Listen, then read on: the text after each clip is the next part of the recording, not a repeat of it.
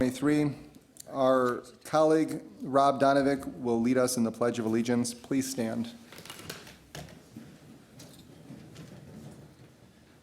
pledge allegiance to the flag of the United States of America and to the republic for which it stands, one nation, under God, indivisible, with liberty and justice for all.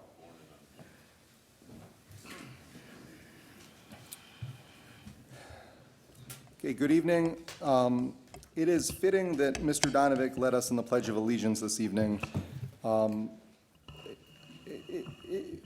It is important for me to tell you at this point in time, although Mr. Donovic would not say it himself, he very recently concluded his service in the United States Army and is now officially a veteran. So on behalf of my colleagues and myself, I'd just like to congratulate him and thank him for his service.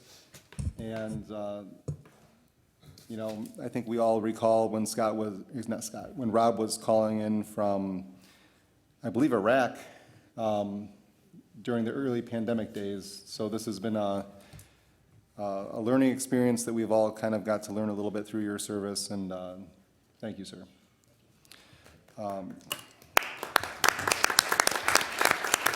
And never miss the meeting. Okay, this is a study meeting. This meeting will set the agenda for the 1971st regular meeting, which will be a voting meeting and will take place on Monday, June 26th of 2023, where all the items and motions that are offered tonight will be either moved upon or voted on. If you would like to participate in the agenda this evening, come to either side of the podiums, and you will be called on as appropriate at the right time. With that being said, we will go to audience communication.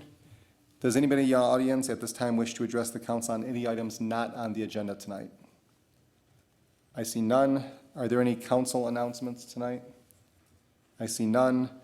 We'll jump right into new business. Item number 1 is a block party request from Allison Adams to be held on Saturday, July 22nd of 2023 from 2 p.m. to 10 p.m. on Flamingo between Clarita and Pickford with a rain date of August 5th. Good evening, ma'am. Tell me your name, please. Allison Adams. Okay, what's the event?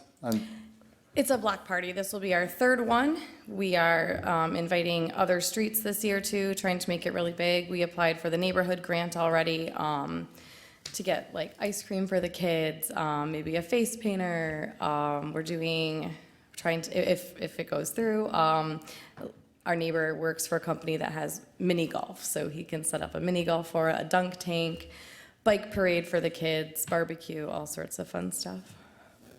That sounds great, and that makes me happy to hear that. Although the council doesn't decide on the neighborhood grants, there is somebody back there who has a say in it, so. All right. Do I have direction from the council? Mr. President, Mr. Donovic? I'd like to offer approving on consent. There's no objection from my colleagues. Okay, is there any audience comment on item number 1?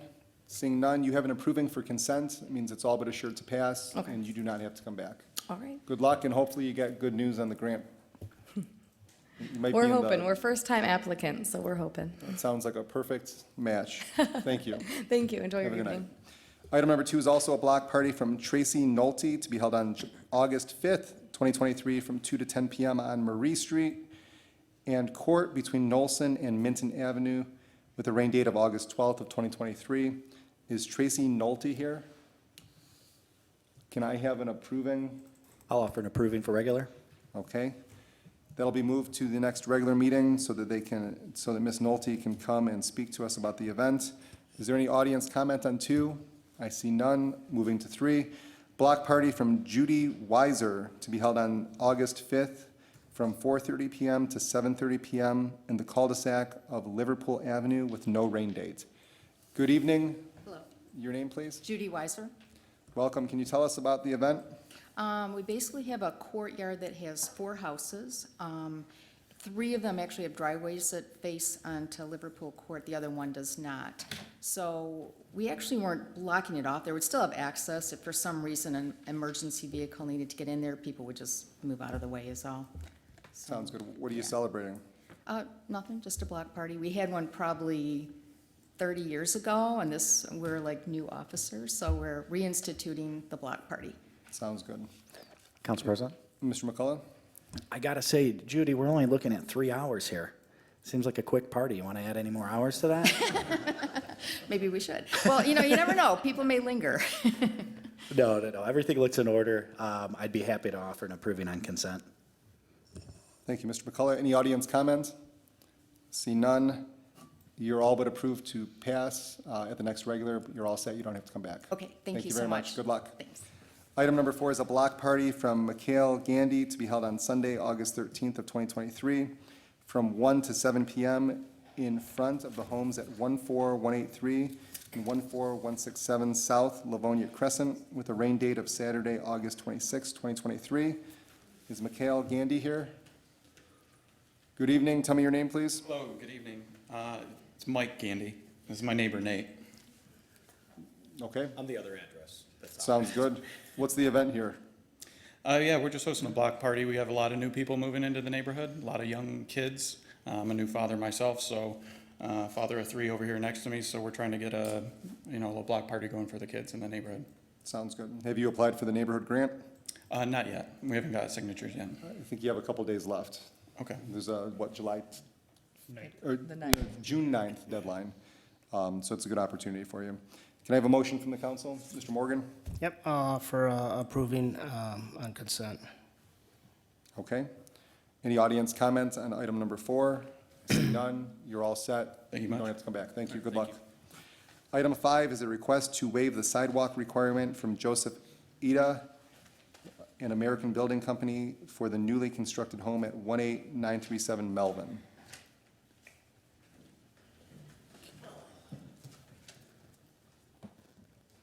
Your name, sir?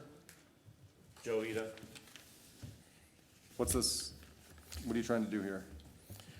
Well, nobody on my side has a sidewalk, so I'm trying to waive the sidewalk so my house can conform, the house that I'm building on Melvin. Okay. Are you gonna live in the house? No, Just the way you said, my house. well, it's thought mine maybe until you're- somebody buys it. Would you like it? I can give you a deal. Do I have to bring my wife and kids? No, it's up to you. Depending on the day, it might be cool to have a clubhouse. Mr. Barr?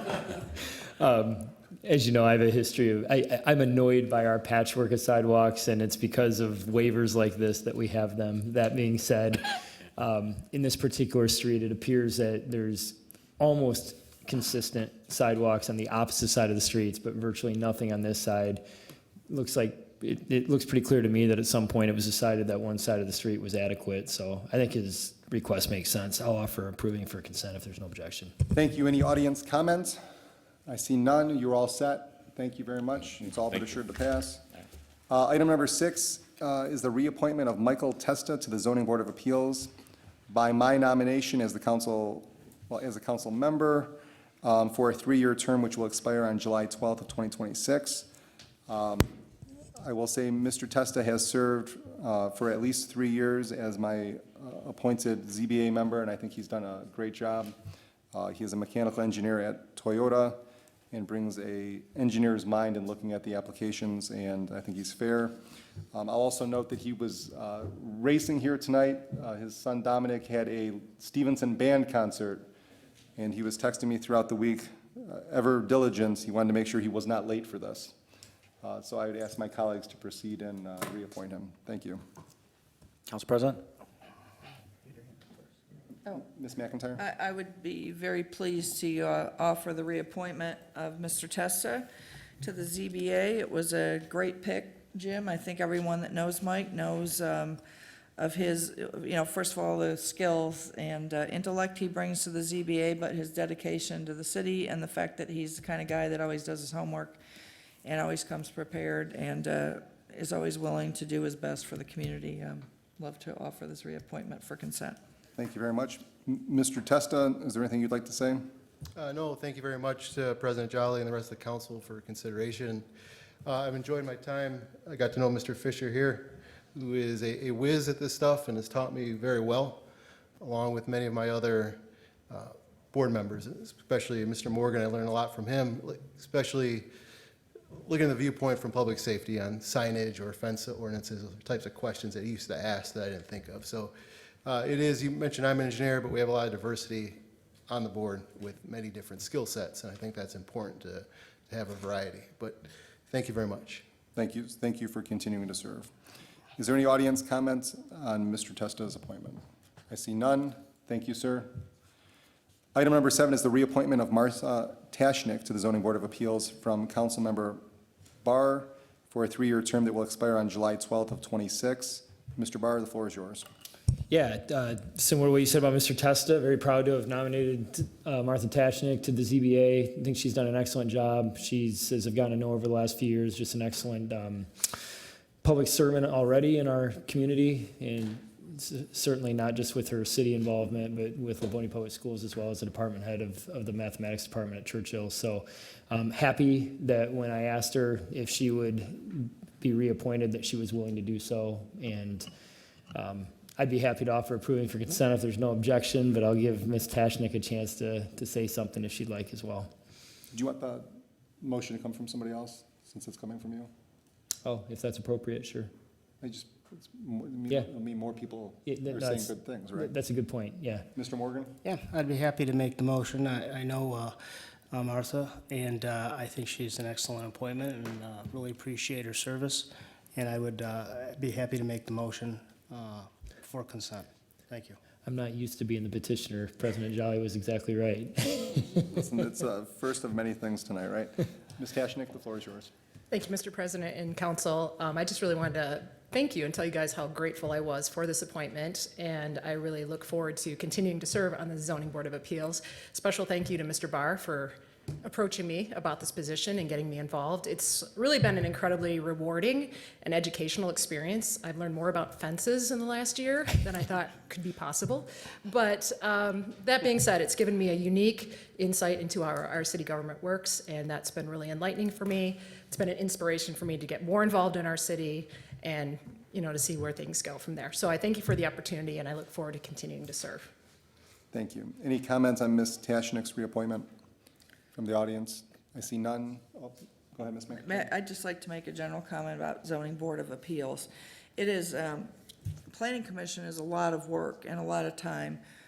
Planning Commission is a referring body, as most people know, which means, and they do their research, they do their homework, they're thorough, they're diligent, they're recommending.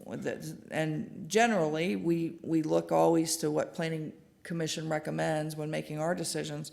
But unlike Planning Commission, Zoning Board is the last stop before the court system. So it's really important that you get it right. And again, not that it's not important on planning, but there's a lot of consequence to decisions that aren't well made. And the Zoning Board is as much work, I think, generally as Planning Commission for less pay. I think the last time I was there, I think if I attended both meetings, I made a salary in the high 2 figures every month. So the Zoning Board folks, I mean, like Planning Commission, but it's certainly a labor of love. So thank you. If there's no audience comments, Ms. Tashnik, you're all set as well. You're free to go. Thank you. Appreciate it. Yeah, have a good night. Item number, Vote. Could we vote? it's a study. Thank you. I'm sorry. We can vote if you want. No, Is it a straw poll? you're the best president.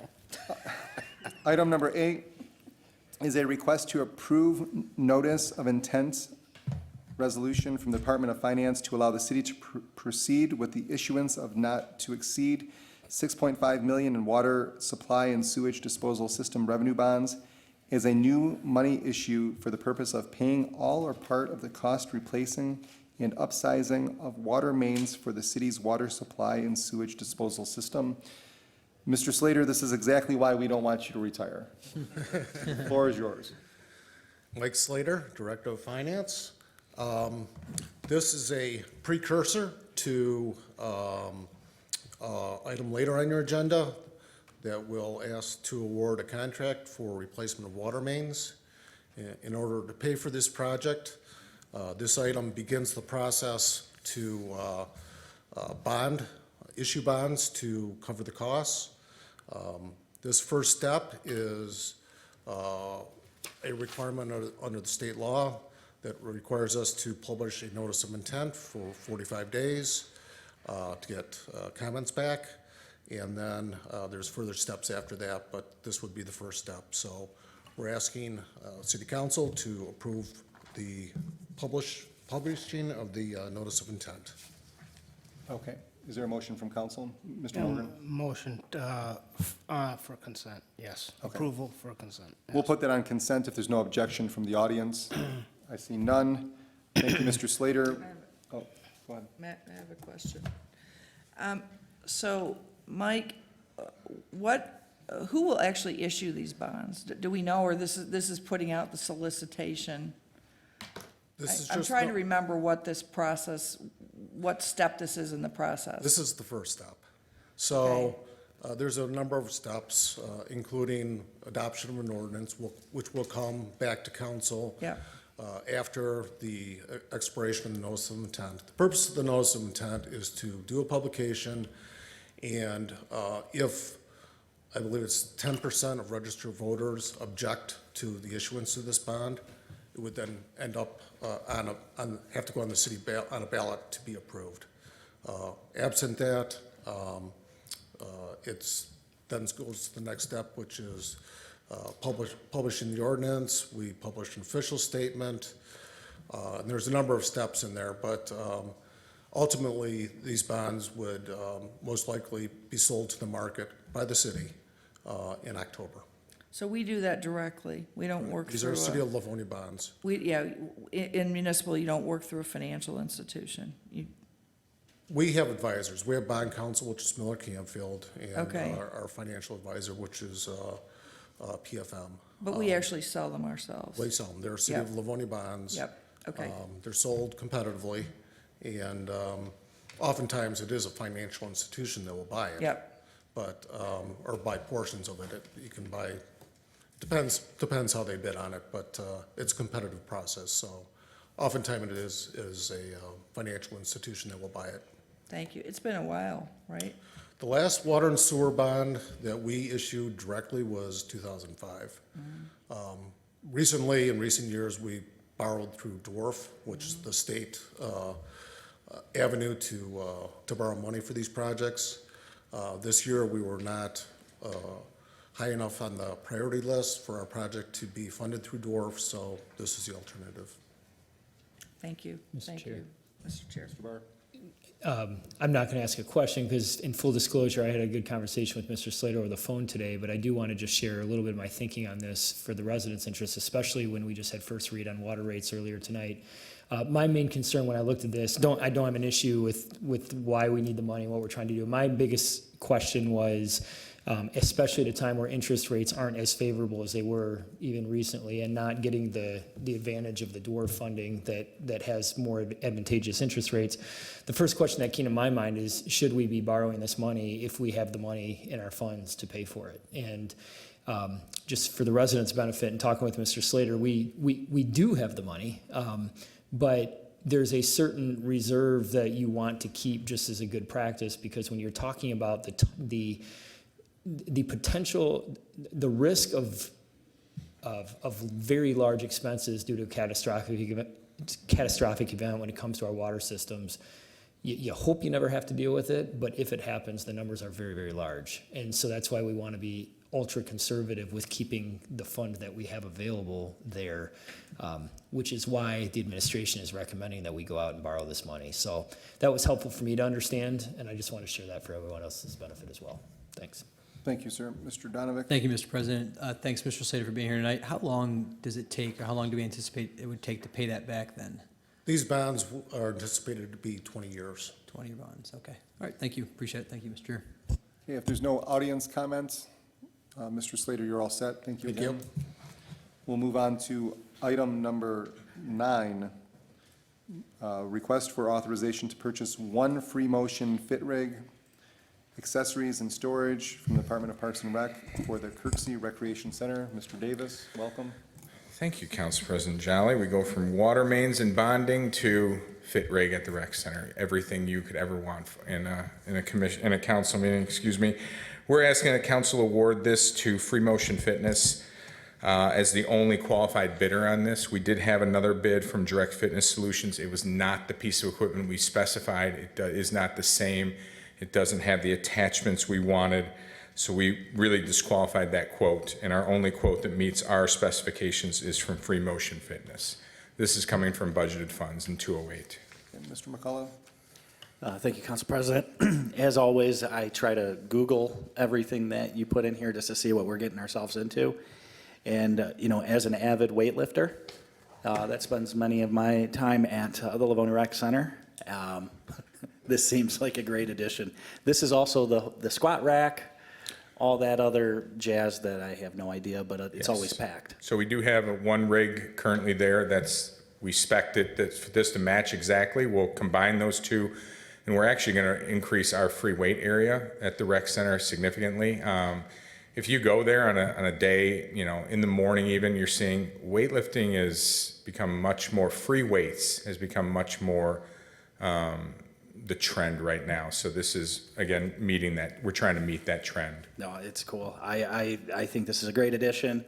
I'd be happy to offer an approving on consent. And hopefully I can get that ban taken off of me one of these days. In your good gracious. So, There's a ban? yeah, I've been kicked out of that area. I think we can put in the resolution 1 hour of energy expended on a free motion fit rig would raise, no. All right, if we have no audience comments, Mr. Barr? I do have a question on this. So, Mr. Davis, it said in our packet, I understand that, I'll just read it directly, Direct Fitness only bid on the rig and not on the attachments or storage. Yes. Seeing that the cost difference, the one that you're not going with was half the cost, I understand that it didn't have everything, but was there a possibility to go back and I'm not familiar with this equipment, is it the type of thing that we could go back and ask, so what would it cost to add the attachment and storage and see how that compares? It was a different piece of equipment they're Okay. speccing. So That was the issue. It's not just a partial, It's not just that it's something totally different. Yes, it's not like they just partially bid, which they did, but it's also just a different piece of equipment. We wanted something that was specific and would match what we currently have. Got it. That helps me, and I'm not familiar with weightlifting. I'm running around the basketball court while Yes. those guys are lifting weights, so. I'm not lifting for the record. I run away from that area. I'm all set, Mr. President. No objection. Thanks. Okay, any audience comments on 9? Seeing none, we'll move on to 10, which is also presented by Mr. Davis. It's authorization to purchase one Nautilus multi-14 station for the Kirksey Recreation Center. Sir? Thank you, President Jolly. This is, again, we had 3 bidders for this. All 3 were qualified. All 3 gave us exactly what we asked for. We're asking council to award to Strengthio Fitness LLC as the low bidder in the amount of $25,737 for a 14-station Nautilus multi-14 station, excuse me. I'm happy to answer any questions council might have on this. Mr. Morgan? You want to take this? Sure, I'd be happy to offer an approving for consent. Okay, any audience comments on item number 10? Seeing none, thank you, Mr. Davis. Thank you very much. We'll move on to item 11, a request for authorization to waive the sealed bid process in purchase from the sole source provider. Coming to us from DPW for the purchase of stormwater, water main, and sanitary manhole-related items in an amount not to exceed $150,000 annually for the period of July 1, 23 through June 30th of 24. Mr. Roraf? Good evening, Council. Don Roraf, DPW. As you mentioned, we're before you tonight looking for a contract with EJ. They are, as mentioned, the manufacturer, supplier of our fire hydrants, water main valves, sanitary and storm structure frames and covers, manholes, manhole covers, etc. We have checked the unit prices charged for these items and found them to be comparable with all those paid by other municipalities. The quote includes a 4% increase on average over the last quote, and it is the request of the department that council waive the formal bidding process since no advantage to the city result from a competitive bidding in this situation, and authorize a 1-year contract for EJ USA Inc. In an amount not to exceed $150,000 for the period mentioned, July 1st, 2023 through June 30th, 2024.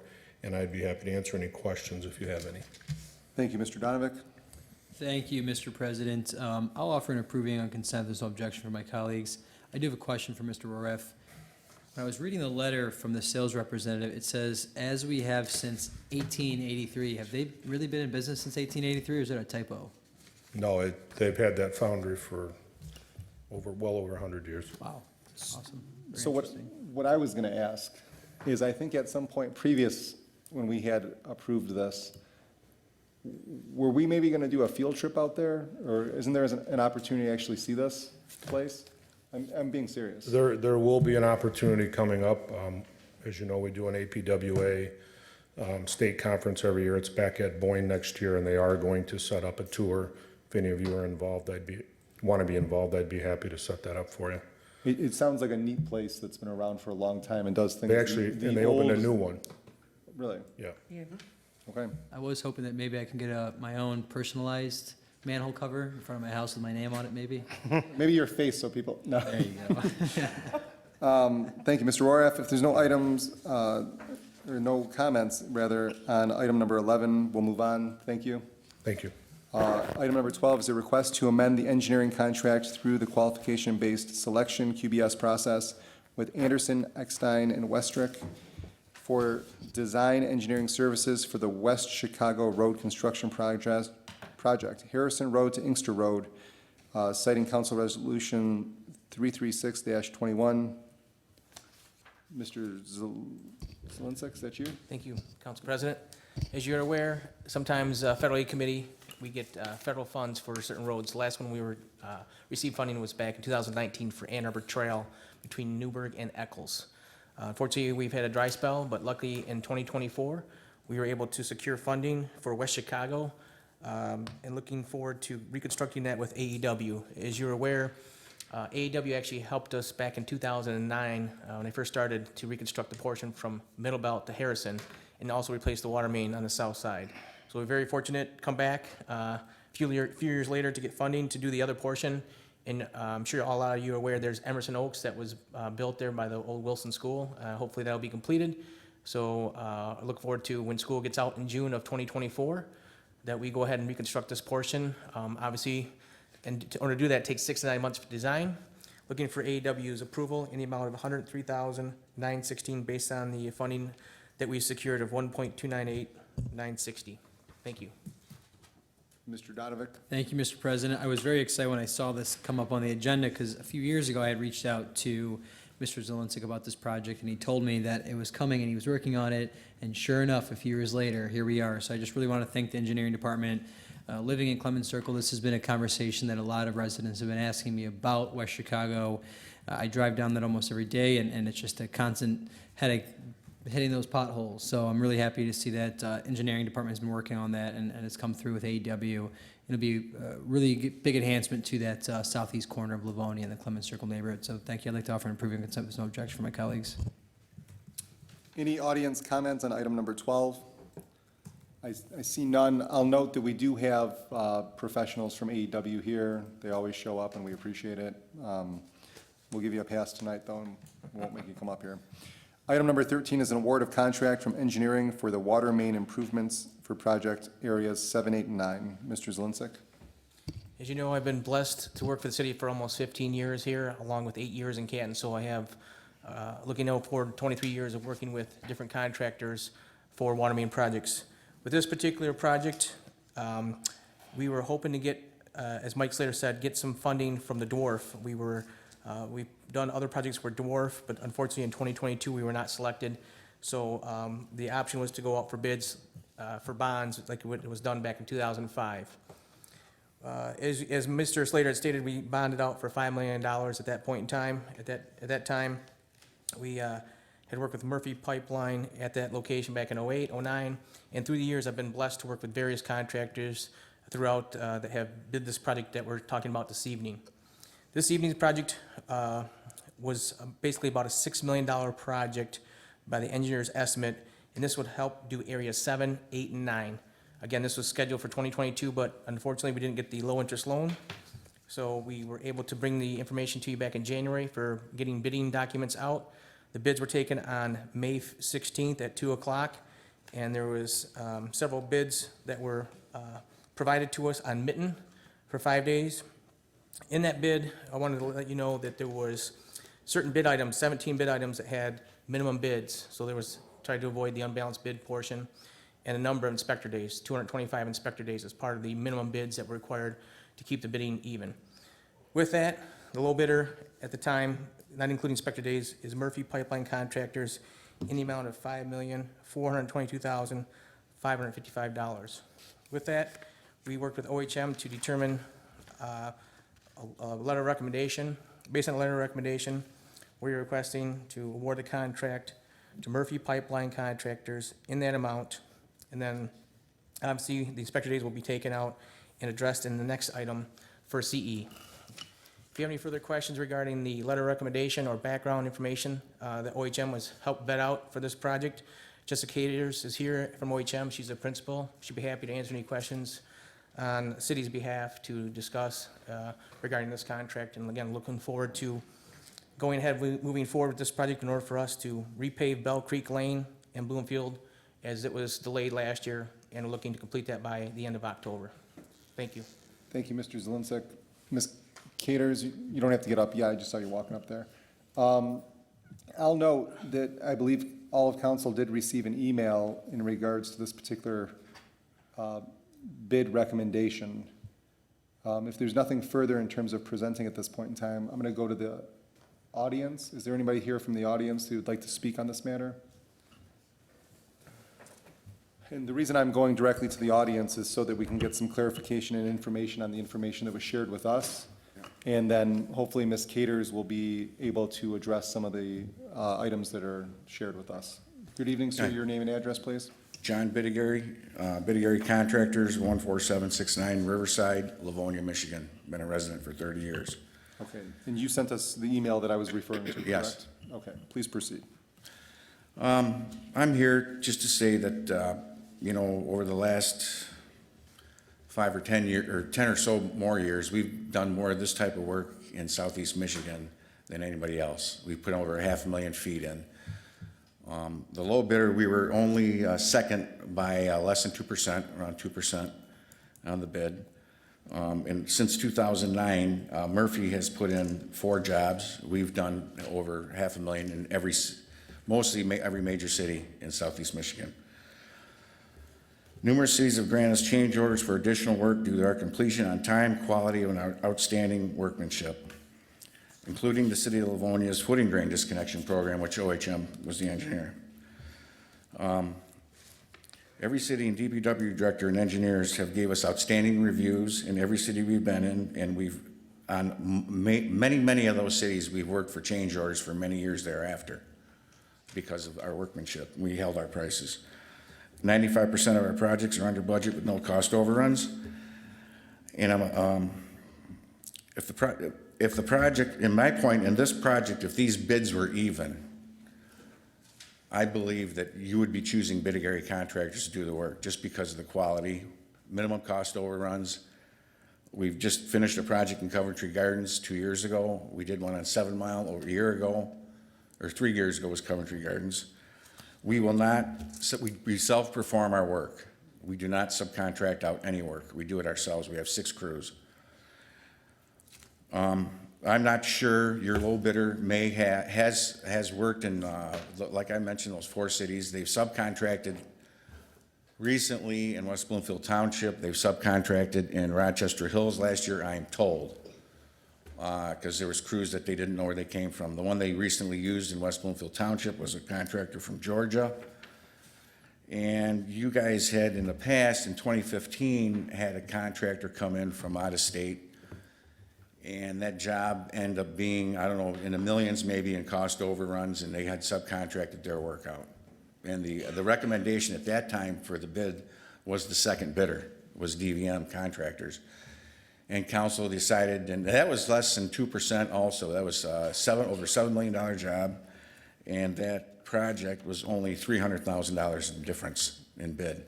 They ended up going with the low bidder against the recommendation of the engineer. In regarding the recommendation of the engineer has sent you, OHM has sent you a letter stating there are 2 low bids. It doesn't state anywhere in that letter that it's been recommended. Okay. You can read that letter. I appreciate the information. I do have to hold you to the 2 minutes as well. Okay. So I'm going to ask you to sit down if you don't mind. We may come back to you if there's questions for Okay. you specifically. Before we go to Ms. Caters and OHM, Mr. Fisher, I don't mean to put you on the spot here, but it might clarify this conversation a little bit up front. My understanding is, although I don't know the direct ordinance off the top of my head, that we have a local bidder preference built in. Are you able to expand upon what that might be, and if the allegations, not the allegations, the information shared, please sit down if you don't mind, if that would shed some light on the situation? Well, I think this is well enough known that if the 3% or whatever the preference is applied, it would have been applied. So, but go ahead, Todd, you're looking here. Yeah, the ordinance states that if it's a bidder in the city of Livonia, the bidder's preference is 3% for a bid $200,000 or more, or 1% below that $200,000 mark. Obviously, this contract is $5.4 million, it'd be 3%, but it gotta be a Livonia-based business per the ordinance. The address that the gentleman gave was on Riverside in Livonia. Is that a personal address then? That's not the business address? Business address is Plymouth, but again, you can ask the gentleman there, but I believe there's a personal address. Okay, so right now I'm going to go to Ms. Caters. You heard the information shared by the gentleman there. Do you have any information in regards to why OHM is making the recommendation you are making? Thank you. So, Jessica Caters with OHM Advisors, and as was discussed, we did provide a summary of the bids that were received. We did our due diligence to do reference checks and to determine whether or not the bidders were, had met the requirements that we had worked with the city to put in place in regards to the amount of experience that was required by the contractors for the bids. In our reference checks, we talked to no less than 5 references for Murphy Pipeline. We called well over 15. We also, even though we have had multiple contracts with Bidigary, we also had at least 3 calls to their references as well. In determining the acceptability of the bids, both the first and second low bidder, both meet the qualifications that were put out in the RFP, and also both had acceptable references that were checked, and we have documentation as to those conversations with the municipalities that they had worked with. And I am happy to answer any additional questions that you have. Thank you, ma'am. We'll open up to the council. Are there any questions from the council at this time for Ms. Caters? Mr. McCullough. Thank you, Council President. Through the chair to Mrs. Caters. When you guys were doing the reference checks, that included how in depth did that go? I mean, did you guys get through any liquidated damages and past projects? Was there any default on anything? We have a reference check list, and we utilize that, so we're asking the same questions. We talked to both municipalities that had completed projects and municipalities that were currently within a project with at least the Murphy Pipeline group. We did discuss change orders and or extras. For the majority of all of the conversation that we had, there were no major claims, or there were no claims that were left unprocessed or that resulted in major overruns.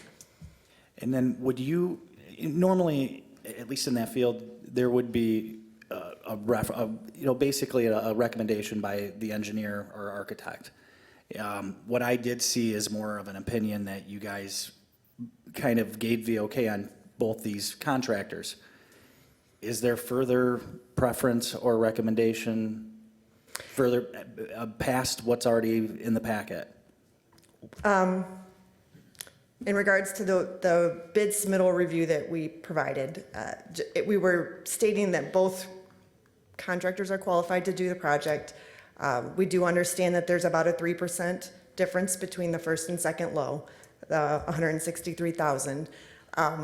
It isn't our purview, I suppose, to discuss the financial matters, but what we did want to present is the fact that per the qualifications that were checked, the projects that have been completed, they both appear to be qualified contractors to complete a successful project. Okay, thank you. This is always an interesting thing, and during my day job, when we go through RFPs through Mitten, and we have an architect or engineers that are involved with it, we usually go with that direction. We're always making sure that we select the lowest qualified bidder. Sometimes lowest is not always the best in many cases. In some cases, it depends on the situation. I appreciate the backup that we did get. This is a study agenda, so obviously there's no votes that are going to be taken today. And it's one of those things that, you know, for that big of a project, those numbers came in pretty sharp. That shows how tight the scope was, and it's one of those things that the documentation and the administration come forward. Usually, I would be, you know, you take the engineer and you take our administration's decision on this. So I'm going to wait to see what my colleagues say and go from there. Thank you. Any other questions for Ms. Caters? Mr. Morgan? Yes, I have a couple questions through the chair. The company, this Murphy Pipeline, where are they located at? Their headquarters is in Florida. Okay. And so, in other words, do they actually do the work, or do they hire subcontractors, or how does that work? They have crews they're more of a national firm, contractor rather, and they have crews that are in multiple different locations. One of the questions that we have posed to them is which crew will be on this project. There are crews based here in Michigan that are Murphy Pipeline employees. Employees or contractors? They're employed by Murphy Pipeline. Okay. All right. And what about the second bidder there, Bidigary Construction? What, do they hire contractors also, or is that company-based? Bidigary is based in Plymouth, and they self-perform all of the work that they do. Okay. Okay, thank you, Mr. Chair. I have a question. Sure. Okay. Thank you, Jessica, for being here, and thank you for the great work that OHM does on all of this. There's been a lot of discussion about self-perform versus contractors. What was and maybe this should go to Mr. Roroff. If this is such an important issue, then why wasn't this part of the RFP? In regards to self-performing versus subcontracting, the way that the contract is written, part of the big package would have to include any subcontractors that they wanted to use. At the time of evaluating the bid, if there was a subcontractor that we felt was not appropriate for the project, at that point we could ask for a substitution. At this time, neither the first or second low bidder has listed any subcontractors in the bid package. May I? Yes, ma'am. Are there contractual requirements regarding self-performing versus contractors? There could be set up percentage-wise based on the dollar amount of the contract. This one was not set up that way, but this one does state that if a subcontractor was not listed in the bid package, any subcontractor that was brought on board would have to be approved by the city. Who is it appropriate to ask a question of, you or Mr. Roroff, why that's not part of the RFP? I guess there are clauses within the contract that cover subcontracting and how that process is dealt with the city. The percentage of a contract that has to be performed by the general contractor, that is the prerogative, and that's not something we have previously put into the projects, but it's something that could be put in going forward. And again, I'm not taking any, I understand the complexity of these RFPs, and I've never written RFPs for engineering projects or municipal, infrastructure projects. So I'm asking questions, really being ignorant of the process. So these aren't pointed and, directed that I know the answer to.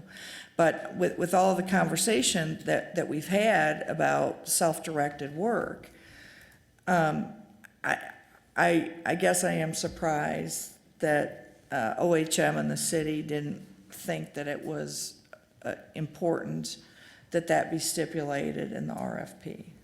Because now this seems to be a basis for which we're saying, maybe the low bidder isn't really the best choice because of this issue of self-performance, but yet that wasn't in our criteria. Does that make sense? It does make sense, but however, neither the first or the second low bidder at this time are saying that they're not going to self-perform the work. Once you have a low bid, are we able, and again, I don't know the bidding rules for municipal contracts. Generally I do, but I don't know specifics. Are we able, in evaluating this, to go back and ask the bidders specifically about commitments for self-performance? Yes, that can be additional. There is a clause in the contract that says we have the ability to ask for clarification or additional criteria in order to do a deeper evaluation. Okay, thank you. Mm-hmm. I'm going to go to Mr. Barr. When we're talking about, let's assume for the moment that the low bidder is going to use subcontractors. In the references that you checked, you said you had 5 references. Were they, to your knowledge, using subcontractors for some of those jobs? As far as I know, they were not subcontractors for those projects. Okay. And you said you didn't see any major overruns. I guess I'm just going to ask a blanket question. Was there anything, and again, I would invite Mr. Roraff to the podium if he has an opinion on this. It's his name that I see on the document, the cover document that was sent to us. But was there anything in looking at those references that should give us pause as to whether the low bidder is able to do the work sufficiently? The low bidder the references that we checked did state that the low bidder performed the projects, and they have working water systems that are the results of those projects. I will state everyone has quirks with the way that a project comes to fruition. There are things like restoration that may or may not be to everyone's best project. So there were some things that did come up, but nothing that was a major impact to the projects that we checked references on. Okay. I see Don coming up to the podium, Mr. Yep. Chair. Can I ask Mr. Roraff a question? Or do you want me to hold off on that for now? Can we hold on? Just Yeah, sure. I may go directly to you. Do you have any questions for Ms. Caters directly, or can Mr. Roraff answer your questions? Don't ask them yet, but I'm just trying to figure out the most efficient way to. I think regardless, there's questions for various people, so I'll let Councilman Barr go and. I have another question for Jessica. Okay, we'll go to Ms. McIntyre. I will bring Don up. We'll go Ms. McIntyre, Mr. McCullough, and then Mr. Donovic, if you have questions for Ms. Caters, just to kind of organize this so we're not. Thank you. And I think this should go to Jessica. So there's also been discussion since the RFP about the issue of pre-chlorination pipe bursting. Is that the right term? And that the company formerly D&D, now known as Murphy previously, was one of the companies that started this technology. Then there was some discussion, right, as we've had all this swirl of discussion, that they no longer use that protocol, and that would be a potential area of concern.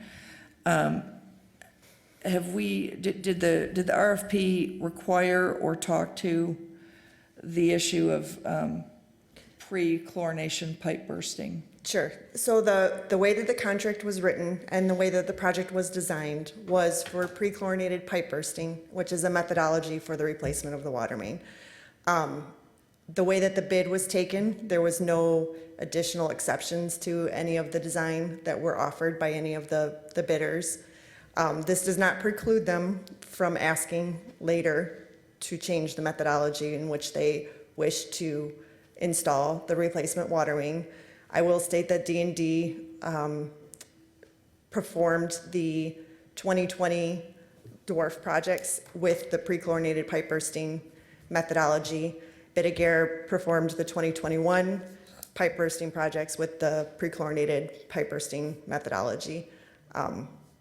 But D&D, as you stated, is not the low bid, it is Murphy Pipeline. Right. And Right. that's where we sit at the moment. And it's my, again, based on very limited knowledge, that's a preferable technology to ensure that you don't need an alternate water source and kind of a best practice. Is it possible, again, as part of awarding this contract, to confirm that the low bidder would absolutely use this process on this project? I think it would be a fair clarification to ask for additionally in writing to state that that type of methodology would be the one that would be used. Thank you. That's all I had for Ms. Mr. Peters. McCullough? Thank you, Council President. So the questions I have, this went on mitten, I assume? Yes, through the purchasing ordinance and AIA contract format, or no? it is not, no. It's more EJCDC. Okay. Performance bond on this, obviously? Correct. Liquidated damages? Correct. And if I may? Yeah. There are 2 liquidated damages that are set up. As Todd stated, that there's a paving project that we want to get done this year, so there is liquidated damages for the 2 streets that are involved in that paving project to get those done by September 15th. The other liquidated damages would start in June of '24. Okay. Thank you. Mr. Donovic? Thank you, Mr. President. First and foremost, Mrs. Caters, I know it's never easy standing before the council and asking all these different questions. I know you do your very best. I know attempt to prepare yourself, but I do appreciate the work that you and the engineering department and DPW does. I know a lot of work goes into this, so thanks for being here tonight. A number of my questions have already been asked and answered tonight. And from council perspective, people have to understand we're the ones that get asked questions from residents. So as there's a responsibility of this council to ask questions and to do due diligence. I never heard about pre-chlorination until a week ago, and I've done Google searches, and maybe I can start my own pipe bursting company, probably not. But I've tried to do my very best due diligence because it is an important project. We're talking about main thoroughways into our community, and in Metro Detroit right now, we all know it, roads are blocked off everywhere. So my intention is to make sure that when we spend 5.4, 5.5, et cetera, $1 million, I know this project was estimated to be roughly 6.5 million, not to exceed 6.5 million. I'm happy that the contractors sharpened their pencils, as Mr. McCullough stated, and made sure that we got some competitive bids. But it's important that this council asks questions to everybody because we're the ones that deal with the questions and the complaints when residents say, hey, my road's been closed down for months, or there's been holes in the ground in the right-of-way for months, and we come into Halloween and we have open holes with no construction tape, and the list goes on of things. So there's concerns because people want to make sure that the job is being done correctly. I know there's a long history of both contractors, and it's interesting to have this conversation. So I just want people to understand that we're just trying to do our due diligence because we're ultimately the ones that get asked these questions later on. And I know it's not always easy to sit up there and field all these questions. Some of the questions I had is, how long do we anticipate, I know this is a multi-phase project, how long do we anticipate that these projects or these phases will take? The contract length, it currently is through June of '24. There will be a shutdown period because of pre-chlorinated pipe bursting. It's a seasonal install, so they will have to stop in January, February, depending on the weather. They will be able to restart again. I'm sorry if it's making noise, or giving feedback. They will be able to restart again in early spring as long as they're on all-weather routes and doing their construction within those areas. And when we talk about that minimum inspection day of 225 days, what happens in the event of the whatever contractor we go with, they end up exceeding those dates? Or is there a penalty? I know we talk about liquidated damages, but from my understanding, it's relatively difficult to ever get those liquidated damages. So I hope that we never have to get to that point.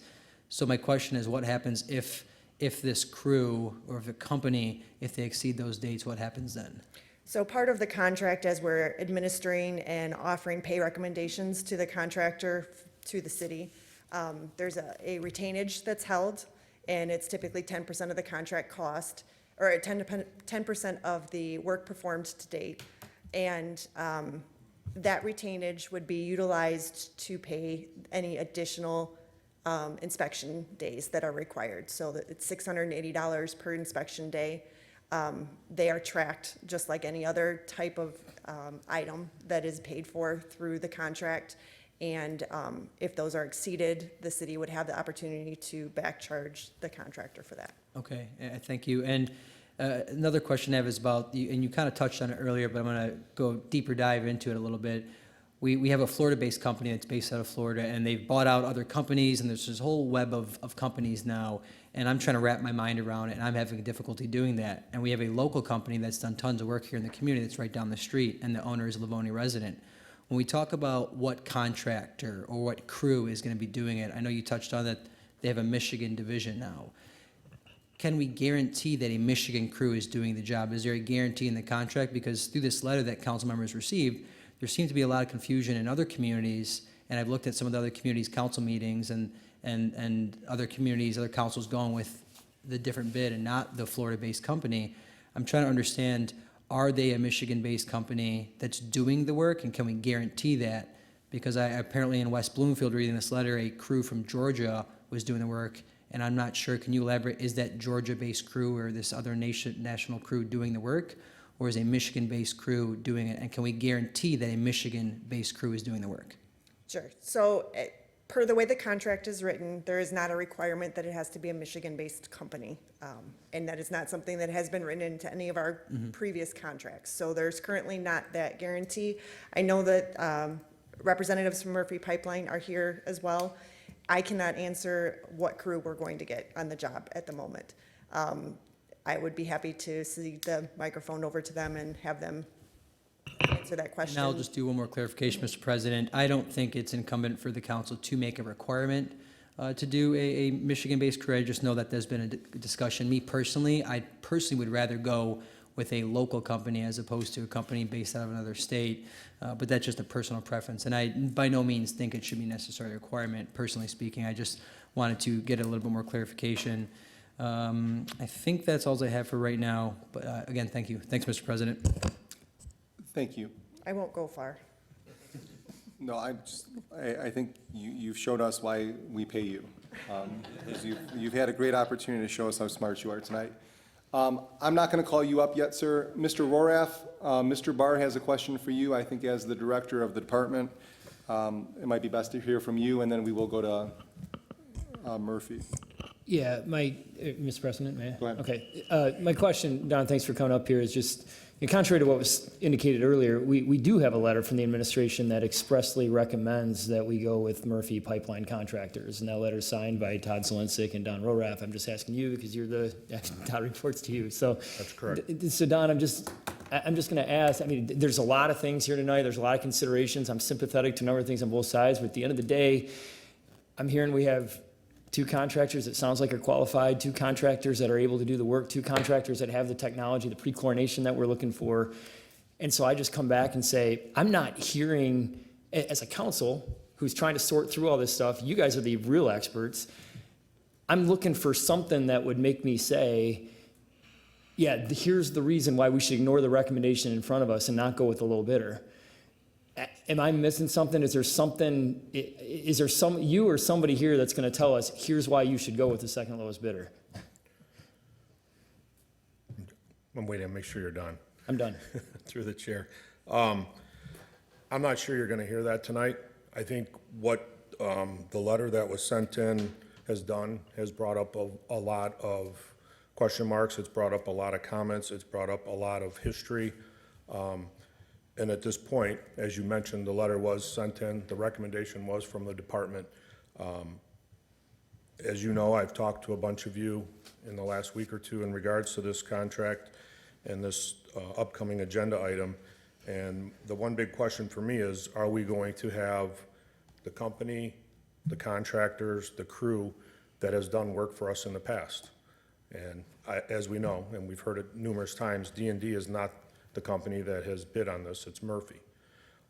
And I know that they've been approached by OHM. I talked to a representative today, which is the first time that I've gotten feedback on a direction where we're going. And I was supposed to get a letter today of some sort, to your point, Mr. Donovic, kind of confirming, yes, this will be the crew that we're going to be putting on your job, and that commitment, as I stand here tonight, I have not received that, and I don't know if potentially the contractor has that information tonight and would like to share that.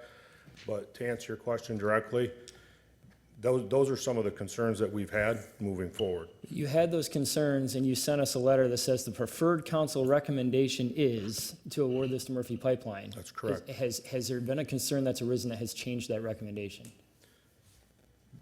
I would say no at this point. Okay, thank you. You're welcome. Ms. McIntyre? I think my question was answered. So you made the recommendation, Don, but now is it a soft recommendation because of these questions that haven't been answered? And again, I'll ask what I was asking Jessica beforehand. Why weren't these questions asked before? And why weren't these expressed as concerns when we were, when you were in the project, when you were in the process of writing this letter to make a recommendation to us? I would say, in all honesty, those were questions that were being addressed or trying to be addressed as we were going. As we started to do more and more research and follow up on references, some more of these questions came up.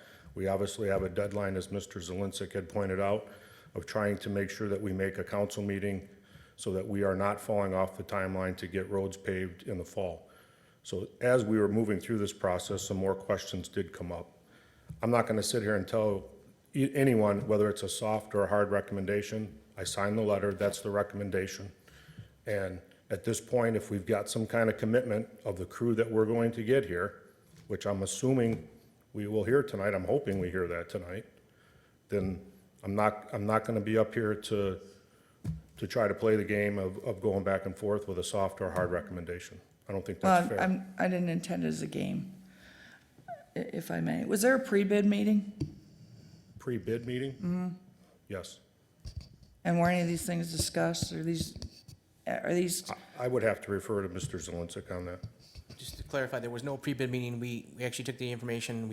We've done numerous contracts with OHM before. We've kind of Yep. fine-tuned it. As I said, there's bid items in the contract, there's inspector days, there's liquidated damages. There's only so much we can do Got it. to make sure it's fair when it's bid out. Thank you. So there was no pre-bid meeting. Got it. Thank you, Todd. Okay. If there's nothing else at this time, please have a seat. Is there a representative from Murphy here tonight who can address, I guess most notably, will a Michigan crew be doing this work? Can you guarantee that? And, give us some information. Good evening. My name's Mark DeMichelle. I'm an employee of Murphy Pipeline.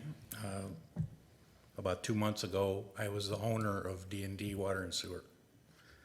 I was purchased by Murphy Pipeline. Over the past 5 years, D&D Water and Sewer has done over $10 million worth of work in the city of Livonia without any issues, successfully, no liquidated damages, no subcontractors, no problems whatsoever. I'm here to commit to you today that the D&D of the past, which is part of Murphy, will be performing this contract with our local crews, no out-of-state subcontractors. We will be self-performing all the work with our own crews. And I know there's been a lot of rumors, behind-the-scenes discussions about our capabilities, and I think our record speaks for itself that we can properly perform the work. And if we need to provide a letter to that effect to solidify this recommendation, we will provide that letter. Okay. Mr. Barr? Mr. Chair, it's been really interesting. As Mr. Dominic said earlier, I've learned a lot over the last few days studying this, phone calls on this. As I stated earlier, council, you can sense the hesitation in answers and all that, and we're sitting here as council trying to figure out, okay, what's really going on here? At the end of the day, I got to look at it. We have a recommendation. I've asked point blank if there's anything. I'm hearing about concerns, and yet when I ask, based on those concerns, has something changed with this recommendation? I'm hearing no. I understand that the person, in this case, Bidigary, they've given a lot of reasons that we should consider. I appreciate that. It's given us a chance to learn. I also recognize the interest they have in casting doubt on that recommendation. I don't criticize them for that. They're doing good business. But I understand where the incentives are. At the end of the day, based on what I've heard, I don't see any reason to go against the recommendation that we have in front of us. I'll offer an approving, and based on the discussion, I'll suggest that stand regular. I'll also just say for the residents that we did a first read on water rates earlier tonight.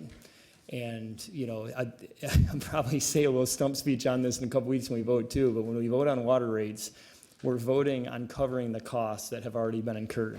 These are the discussions where we control water rates. And that's why we spend so much time on this tonight. It's not when we vote on water rates that we have a chance to keep water rates down. It's these discussions where we have a chance to keep water rates as low as possible. So I just want to make that point incredibly clear. As I said, I offer an approving. I have one question real quick. So you indicated your business was acquired by Murphy. Correct. Are you still actively engaged in the operation of the local business here? I'm in charge of the entire Michigan operations. They don't just bring you out for things like this? No. All right. Well, I mean, listen, sometimes, great question. So you would be actively engaged in this project as you were previously engaged in projects? Yes, sir. Okay. Ms. McIntyre?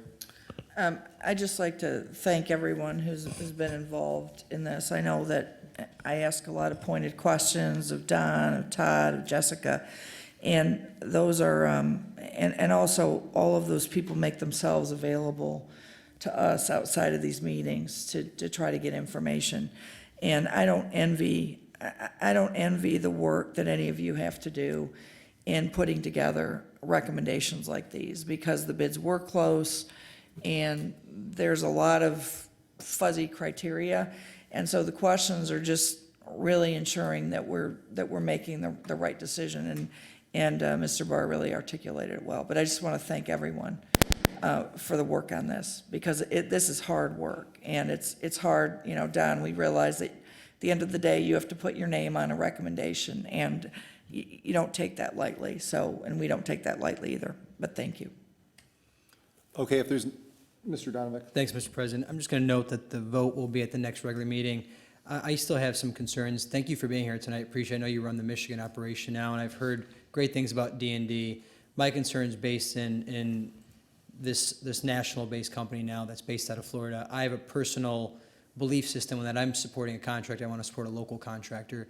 I respect and understand the fact that you are local and you've recently sold your company and been acquired by a larger corporate company now.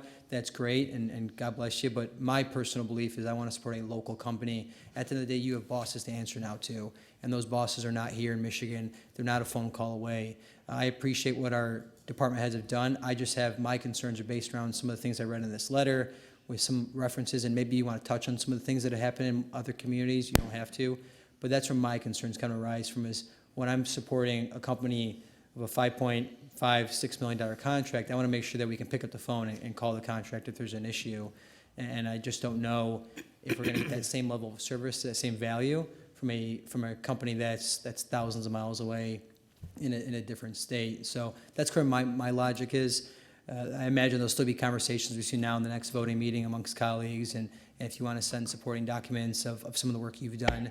I know OHM does their best to do references, and I know they have to kind of tread lightly there, but if there's any other supporting document from anybody, I think it'd be important for them to send that to council, because we still have a decision to make at the next regular meeting. Thank you, Mr. President. Mr. President? Mr. McCullough? Thank you, Council President. If it's possible, this would be probably directed to OHM, to just have the background and reference checks forwarded to council for the regular packet, if that is obtainable. Sorry. Oh, sorry. No problem. Yep, we will forward those on to the city engineer, and we will get those to you for the regular session. And everybody, yeah, I mean, as my colleagues have stated, I'm not going to touch base on everything that's already been discussed, but, you know, if we're city council, you know, you'd like to have a packet item that is clear cut, and obviously in certain instances, you're not going to get that. And when you have a $5 million contract that's less than 2%, yeah, it brings up some questions. I would have liked to have, not to hear the soft and, you know, different directions from administration. But I think that those references will at least help a couple of my colleagues take a better look for the decision in the regular. Thank you. Okay, last comment from Mr. Morgan, and then we're going to be done with this item. Yeah, you know, after listening to all parties here, it seems like there's a lot of hesitation, and there's something that maybe we're missing.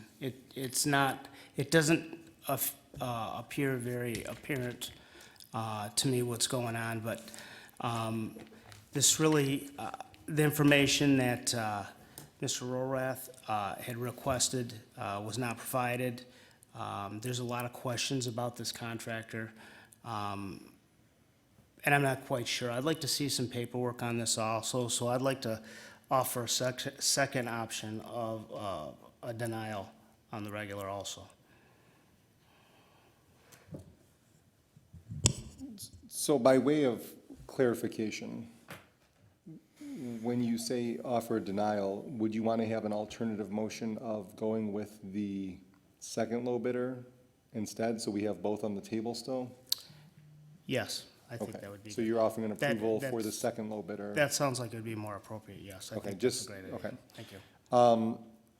So we have those two motions that have been offered. This item is going to be on the regular agenda. Thank you all for the information tonight. Thank you all for your interest. This will be on the next city council regular agenda on June 26th. If you have any additional information, please send it to our city engineer, Mr. Zelinsik. He'll make sure that it gets to us. If for some reason there's, that is not an appropriate channel, which I believe it should be, but if there is not, you can send it to citycouncil@livonia.gov, and we will all receive it there. Thank you all. We will see you on June 26th. Item number 14 is a request to amend the contract with OHM Advisors for construction engineering for the 23 water main replacement project. Project area 789 from the engineering division for the same, citing council resolution 336-21. Mr. Zelinsik?